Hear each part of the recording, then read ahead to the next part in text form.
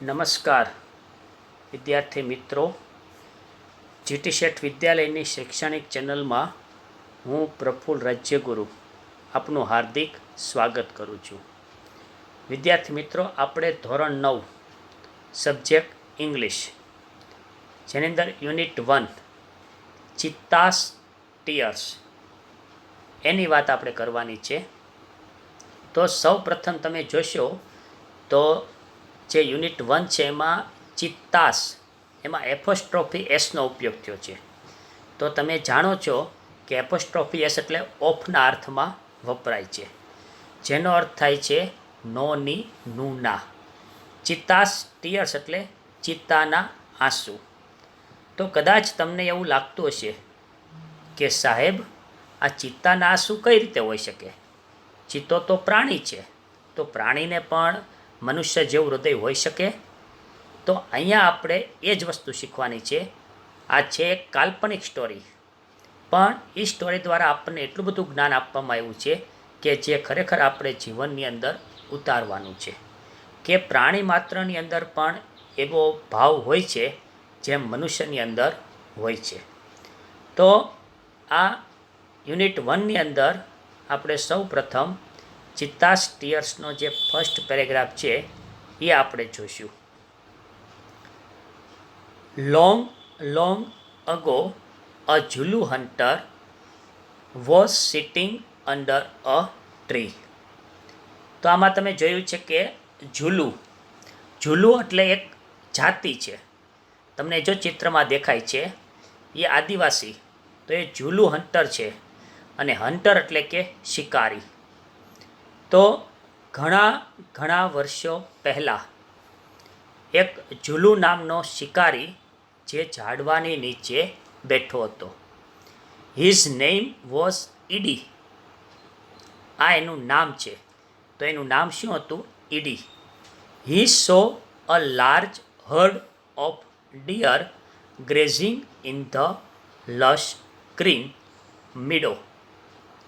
તો અહીંયા તમે જોઈ શકો છો કે હર્ડ એટલે ટોળું, ઝુમખું, અને ગ્રેઝિંગ એટલે ચરવું. તો આની અંદર બીજો એક શબ્દ છે ડિયર. તો ડિયર એટલે હરણ. તો અહીંયા ડિયર એકવચન કે બહુવચન? ફેરવી નાખ્યું, તે ફેર્યું કે? તો ડિયર એકવચન નહીં, પણ અહીંયા બહુવચન છે, બરાબર. અને લશ ગ્રીન એટલે હરિયાળું, અને મીડો એટલે ગોચર, ઘાસનું મેદાન જેને આપણે કહીએ. તો ઘાસના મેદાનમાં ચરતા હરણોનું એક ઝુમખું ટોળું ત્યાં હતું. He said to himself, these deer are really wonderful, but I have to run a lot to catch one of them. Can't there be an easy way to get one. તો એણે પોતાની જાતને કહ્યું, શું પોતાની જાતને કહ્યું? કે this deer are really wonderful. જો અહીંયા ખબર પડી ગઈ, આર એટલે બહુવચન છે, બરાબર. તો આ હરણ ખરેખર અદ્ભુત છે, અને મારે એમાંથી એક હરણને પકડવું છે, એટલે કે ટુ કેચ વન ઓફ ધેમ. તેમાંના એક હરણને એને પકડવું છે. પણ આટલા બધા ઝુમખાની અંદર એક હરણને પકડવું એ કાંઈ શક્ય વસ્તુ છે નહીં, એટલે કે એટલું ઇઝી, સરળ હતું નહીં. હવે આપણે એના ઉપરના પ્રશ્ન જોઈએ. તો એમાં ફર્સ્ટ ક્વેશ્ચન છે, who was Ed? Where was he sitting? એટલે કે ઈડી કોણ હતો અને એ ક્યાં બેઠો હતો? વિદ્યાર્થી મિત્રો, તમારે હાઈસ્કૂલનું આ પહેલું વર્ષ છે એટલે તમને ખ્યાલ નહીં હોય, પણ આપણે 9મા ધોરણની અંદર શું છે, પેપરની અંદર આવી રીતે એક પેરેગ્રાફ આપેલો હોય, અને પેરેગ્રાફના નીચે તમને પ્રશ્ન આપેલા હોય. એ પેરેગ્રાફમાંથી જોઈ અને તમારે પરીક્ષાની અંદર પ્રશ્ન જવાબ લખવાના હોય છે. તો એ પદ્ધતિથી મેં તમને આજે એક પેરેગ્રાફ સમજાવ્યો અને એના નીચે આ પ્રશ્ન આપ્યા છે. તો તમારે તમારી નોટની અંદર ફક્ત આ પ્રશ્ન અને જવાબ જ લખવાના છે, પેરેગ્રાફ લખવાનો નથી. તો હુ વોઝ ઈડી, તો સૌ પ્રથમ આપણે ઈડીથી શરૂ થાય. Ed was a Zulu hunter. એમાં સેકન્ડ ક્વેશ્ચન છે વેર વોઝ હી સિટિંગ. હી એટલે કોણ? ઈડી. તો કે he was sitting under a tree. Second question what did Ed, થોડુંક પાછળ જવું પડશે. What did Ed see, what did he think then, એટલે કે ઈડીએ શું જોયું પછી તેણે શું વિચાર્યું. Ed saw a herd of deer grazing in the meadow. અને સેકન્ડ છે what did he think then, તો કે થિંકનું અહીંયા ભૂતકાળ કરવાનું છે, thought. He thought that he had to run a lot of catch one of ધેમ. તો આમાં બે જગ્યાએ જો ડીડ હતું એટલે સીનું ભૂતકાળ થયું સો, અને આગળ ડીડ હતું એટલે થિંકનું ભૂતકાળ થયું થોટ. તો આ રીતે વિદ્યાર્થી મિત્રો તમારે પેરેગ્રાફ ઉપરથી પ્રશ્ન જવાબ લખવાના હોય છે, બરાબર. તો આ ઉપરથી પ્રશ્ન જવાબ. હવે આપણે second paragraph. Suddenly he saw a female cheetah crawling silently closer to the grazing animals. Suddenly એટલે એકાએક, અચાનક તેણે જોયું. શું જોયું? ફિમેલ ચિત્તા એટલે કે માદા ચિત્તા. ક્રાઉલિંગ એટલે કે સરકવું. અને સાયલેન્ટલી એડવર્બ છે, શાંતિથી. Closer to the grazing animals, જે પ્રાણીઓ ચરતા હતા એની એકદમ નજીક. ધેન પછીથી she lift and caught a deer after some time her 2 young cubs came out of the bush. They all enjoyed their meal. તો શું કહે? પછીથી શી લેફ્ટ એટલે છલાંગ મારવી. એ જે હતું એણે છલાંગ મારી અને એક ડિયરને પકડ્યું. થોડાક સમય પછી એના 2 બચ્ચાઓ હર 2 young cubs ત્યાં આવ્યા ઝાડીમાં, અને તેઓ બધાએ શાંતિથી એનો ખોરાક તરીકે ઉપયોગ કર્યો. ઈડીસ આઈસ બ્રાઇટન્ડ. ઈડીની આંખો છે એકદમ બ્રાઇટન એટલે ચમકવા લાગી, કે જોયું આણે કેવા 2 બચ્ચાને સરકાવી લીધા અને પોતાના જે બચ્ચા જ્યાં હતા ત્યાં એને લઈ ગઈ. They sparkle with an idea. He envied the cubs. Can I be lucky as these beautiful cubs. They got their food without any effort. તો તરત જ આ ઈડીના મનમાં એક ઝબકારો થયો. સ્પાર્કલ્ડ, શું ઝબકારો થયો? કે એના મનની અંદર એક એવો વિચાર આવ્યો, જેને આપણે કહીએ ને ગંદો વિચાર, ખરાબ વિચાર. હી ઇન્વીડ, એને ઈર્ષ્યા થઈ. ઇન્વીડ એટલે ઈર્ષ્યા થવી. કોની ઈર્ષ્યા થઈ? ધ કપ્સ, આ બચ્ચાઓની, કે એની માતા એને બેઠા બેઠા ખોરાક લઈ આવી દીધો. એટલે એમ કે છે કેન આઈ બી લકી, શું મારો પણ હું આવો ભાગ્યશાળી છું આ સુંદર બચ્ચાઓ જેવો. They got their food without any effort, એમને એમનો ખોરાક કોઈ પણ પ્રયત્ન કર્યા વગર મળી ગયો. Can I have a hunter like their mother, શું મારે પણ આવી માતા હોય કે જે શિકાર કરીને લઈ આવે. હી થોટ, તેણે વિચાર્યું. હવે એના ઉપરનો પ્રશ્ન, third question. How did a female cheetah catch a deer. તો માદા ચિત્તાએ હરણને કેવી રીતે પકડ્યું? તો એનો આન્સર અ ફિમેલ ચિત્તાથી શરૂ થાય. A female cheetah crawled silently closer to the grazing animals. Then she leapt and caught a deer. તો આ રીતે તમારે પેરેગ્રાફમાંથી જોઈને આન્સર લખવાનો છે.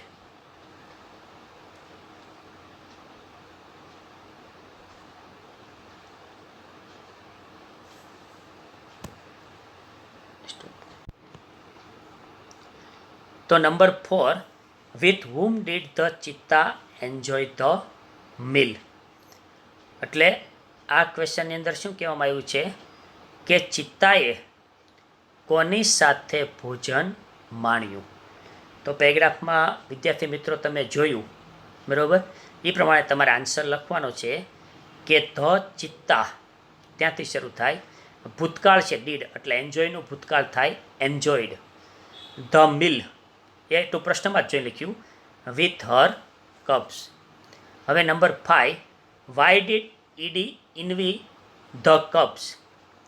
ઇન્વી એટલે ઈર્ષ્યા અને વાય એટલે શા માટે ઈડીને ઈર્ષ્યા આવી. જેણે બચ્ચાને જોયું કે તૈયાર ખોરાક મળી ગયો તો એને ઈર્ષ્યા શા માટે આવી?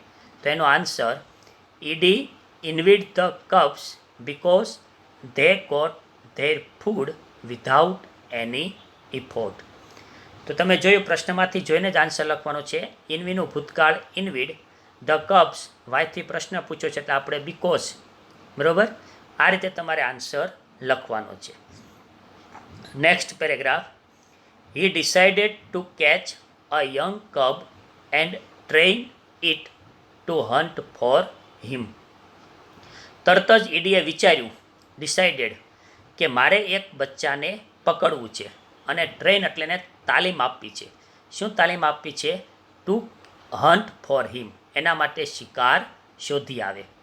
ધેન પછીથી, આઈ shall only say, oh my dear, go and kill a deer for me.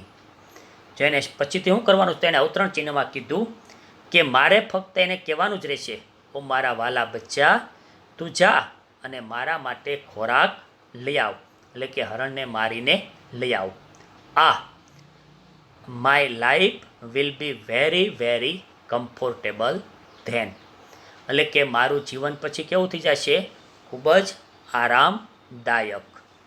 He was quit pleased with his one idea. પછીથી એ તદ્દન ક્વિટ અને પ્લીઝ એટલે ખુશ, પોતાના આ વિચારથી એકદમ ખુશ થઈ ગઈ. હી decided two follow the cubs and steel one. તરત જ એણે નક્કી કર્યું કે મારા બચ્ચાઓનો પીછો કરવો છે, ફોલો, અને સ્ટીલ વન, એમાંથી એકને ચોરી લેવું છે. From his experience Ed knew that a cheetah never attacks a main. એના અનુભવના આધારે એણે નક્કી કર્યું કે ચિત્તો છે એ ક્યારેય માણસ ઉપર હુમલો કરતો નથી. Therefore it was safe to steal a cub. He followed the cheetah family till evening. Therefore પછીથી એણે કીધું કે માણસ આમાં સેફ છે, એટલે કે એ આપણી ઉપર હુમલો કરશે નહીં. એટલે એમાંથી એણે એક બચ્ચું ચોરવું એમ કે સલામત છે. એટલે તરત જ એણે જ્યાં ચિત્તાનું ફેમિલી હતું એનું સાંજ સુધી એની, ટીલ એટલે ગ્રામરનો પ્રશ્ન છે, ટીલ અને અનટીલ, જ્યાં સુધી ત્યાં સુધી, તો હું એમ કે આ ચિત્તાનો પીછો સાંજ સુધી કરીશ.